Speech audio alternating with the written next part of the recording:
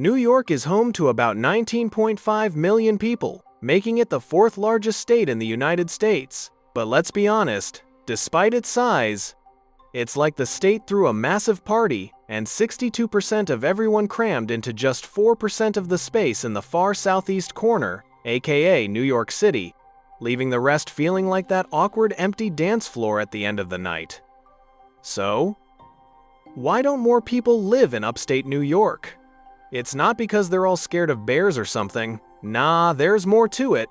New York is one of the most interesting states in the country. No other state is as dominated by a single city in the same way that New York is, though perhaps Illinois comes close with Chicago.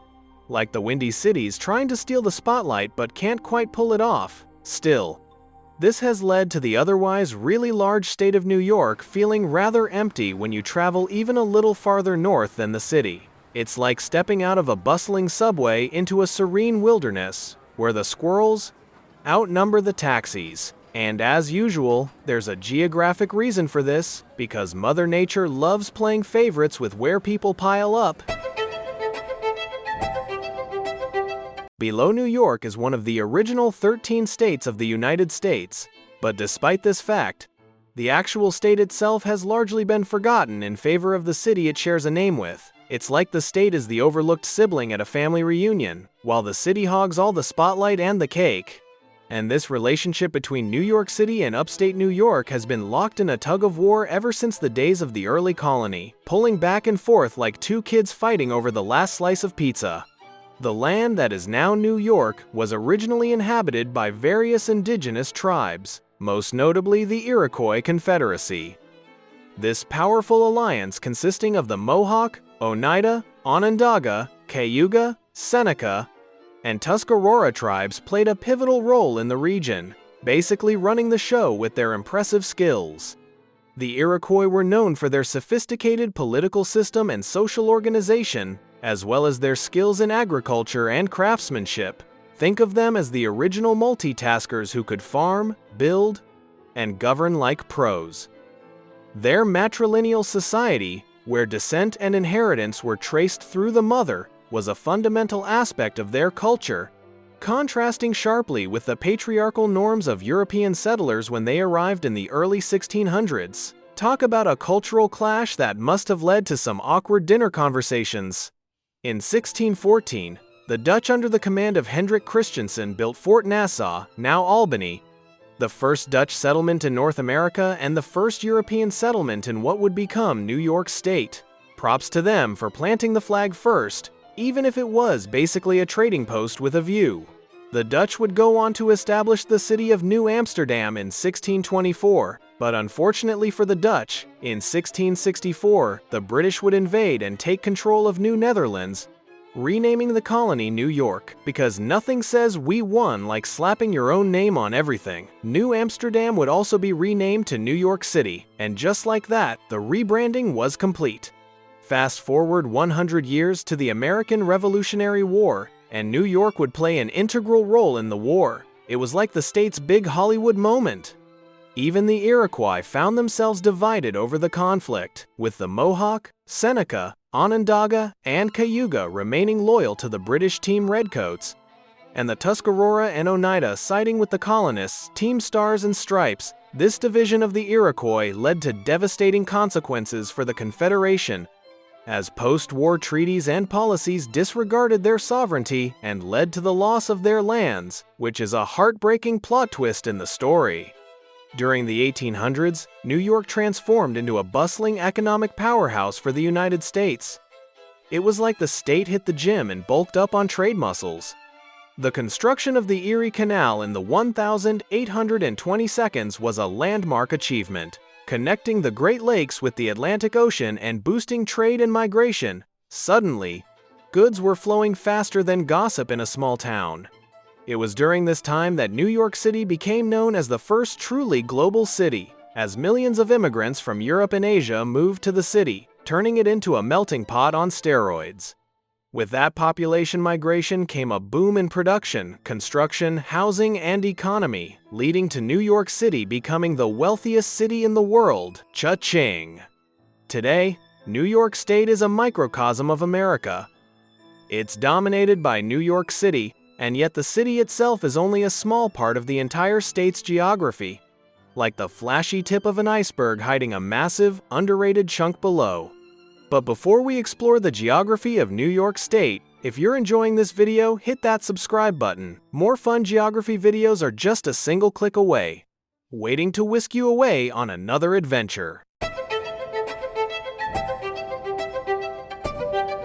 New York State, perhaps most often associated with the iconic skyline of New York City. You know, that concrete jungle where dreams are made and taxis honk symphonies, offers a much more interesting and varied geography than that of its famous urban center. It's like the state is saying, hey, we've got more than just bagels and Broadway. This diversity includes mountains, rivers, lakes, and forests, each contributing to the state's unique environmental and geological makeup, turning it into a natural playground that's way underrated. The state can be broadly divided into several distinct regions, like slices of a giant apple pie. Pun intended. In the northeastern part of the state lies the Adirondack Mountains. Yep, that's the full name, not some autocorrect fail. A vast dome-shaped area that's part of the ancient Canadian Shield. Think of it as Earth's old-school basement rock. The Adirondacks are characterized by rugged terrain, with Mount Marcy standing as the highest point in New York at 5,343 feet. Basically the state's rooftop where you can yell, "I'm king of the world." This area is also known for its dense forests, abundant wildlife, and numerous lakes and streams, making them a popular destination for outdoor recreation hiking. Anyone? And a vital habitat for a wide variety of species, from bears that might photobomb your selfie to birds that sing better than Broadway stars.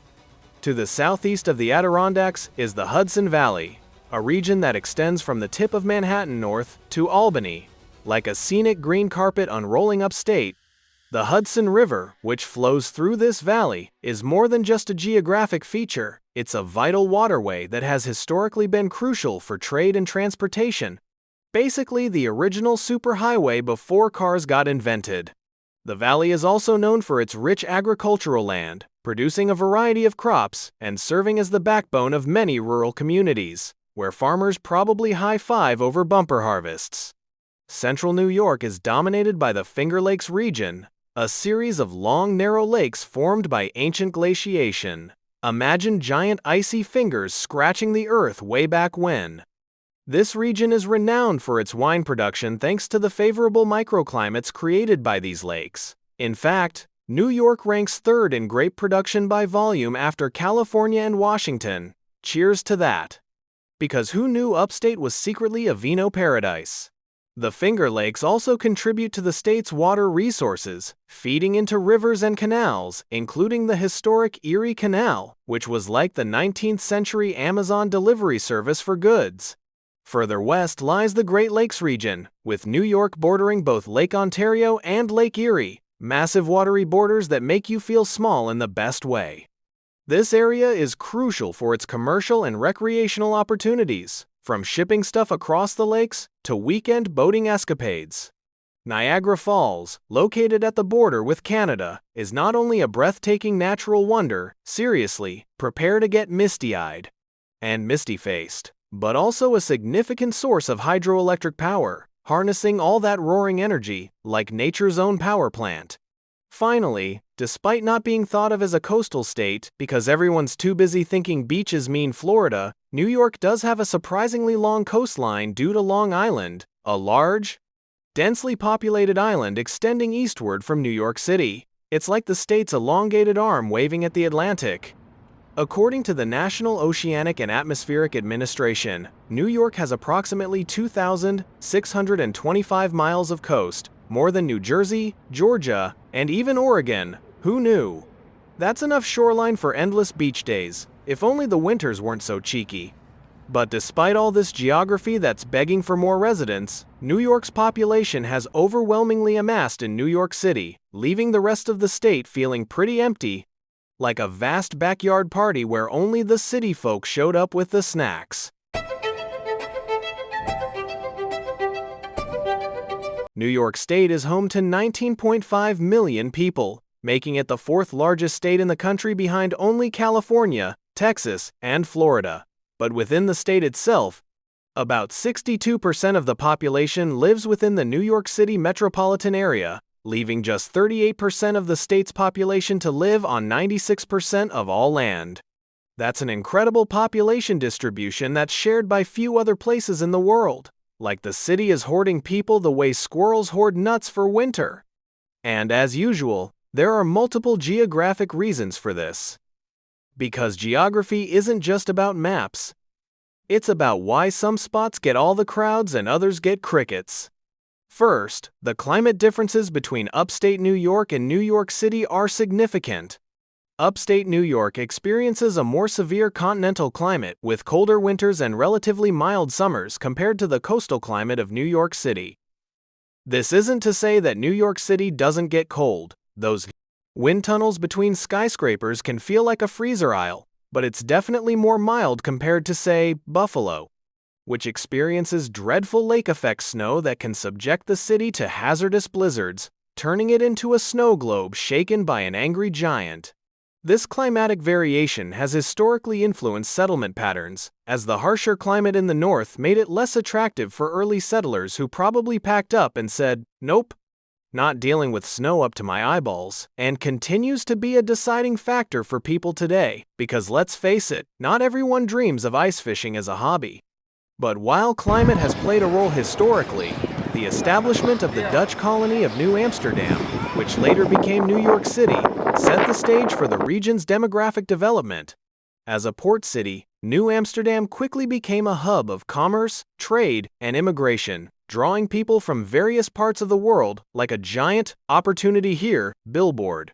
Its strategic location, combined with its accessibility to Europe and other colonies, allowed it to grow rapidly in both wealth and population. Meanwhile, upstate New York was far more isolated during this period. With no natural ocean ports and a less favorable climate for agriculture and year-round living, basically twiddling its thumbs while the city boomed. Additionally, the presence and prominence of the Iroquois Confederacy in upstate New York played a crucial role in shaping these early settlement patterns. The Iroquois, a powerful and sophisticated alliance of tribes, controlled a large portion of what is now upstate New York. Their well-established and organized society, along with their military strength, initially acted as a deterrent to European settlement inland, like nature's own bouncers saying, "Not so fast, colonists." The Iroquois were effective in maintaining their territory and autonomy for a significant period, which slowed the pace of colonial expansion into these areas, giving the upstate a bit of breathing room before the rush. But perhaps more than all of this combined is the sheer economic power of New York City as a global financial center. During the 1800s and into the 1900s, the city grew exponentially. In fact, between 1890 and 1900, the city grew by more than 120%, swelling from 1.5 million to 3.4 million people, like it was inflating faster than a balloon at a kid's birthday party. In contrast, upstate New York, while rich in natural resources and agriculturally productive lands, did not experience the same level of immigration or industrial development. The rise of the Erie Canal did bring some growth to certain upstate cities, but this was relatively modest compared to the explosive growth of New York City, like giving the upstate a participation trophy while the city took home the gold medal. In more recent decades, economic factors have continued to influence demographic trends. New York City's diverse economy offers a wide range of job opportunities in finance, technology, media, and other industries, attracting a continuous influx of new residents like a siren song for ambitious folks. Upstate New York, while home to several universities, industries, and tourist attractions, has not seen the same level of economic growth and job creation, leading to a slower rate of population increase. It's got the scenery, but not always the salary sparkle. Today, New York City is by far the largest city in the state, with about 8.8 million people in the city itself, including the entire metro area, which includes parts of New Jersey and Pennsylvania, would increase this population to 19.2 million people. That's a crowd bigger than some countries. This would be followed by Buffalo with 1.2 million, Rochester with 1.1 million, Albany with 900,000, and Syracuse with 650,000 people. From there, metro area populations drop quickly, like the temperature in a Buffalo winter. But one thing that's perhaps most interesting about upstate New York is that unlike Canada, there are no major U.S. cities along the street. Lawrence River, one of the largest rivers in all of North, it's like the river's American side is on a permanent vacation, majestic but mysteriously keeping the big crowds at bay. America's absence of a major U.S. city along the street. Lawrence River in New York State, despite its strategic location and significance as a waterway, is kind of odd, especially when you see that Montreal, home to 4.2 million Canadians, is located only about 63 miles downstream from the New York state line, like Canada's throwing a massive block party just out of reach, while the U.S. side sips tea alone. Historically, the development of major cities has often been closely linked to trade and transportation. When European settlers arrived in North America, river access was crucial for these purposes. It was like the original express lane for goods and gossip. The street, Lawrence River, serving as a natural border between the United States and Canada, was a significant route for trade and movement. But here's the plot twist. The political boundary it represented also played a role in hindering the development of a major American city along its banks, because nothing says, "let's not build here," like a tense neighborly standoff. During the colonial era and the early years of the United States, there was considerable tension and conflict between the U.S. and British Canada. Think of it as an awkward family feud where nobody wants to invest in the shared backyard. This tension made the street, Lawrence River, a less attractive location for settlement and development compared to other areas that were more securely within U.S. borders, where you didn't have to worry about surprise visits from across the water. Additionally, the harsh climate of the region, with its long cold winters, made it less hospitable compared to other areas in the U.S. Who wants to build a booming metropolis when Mother Nature's handing out frostbite like free samples?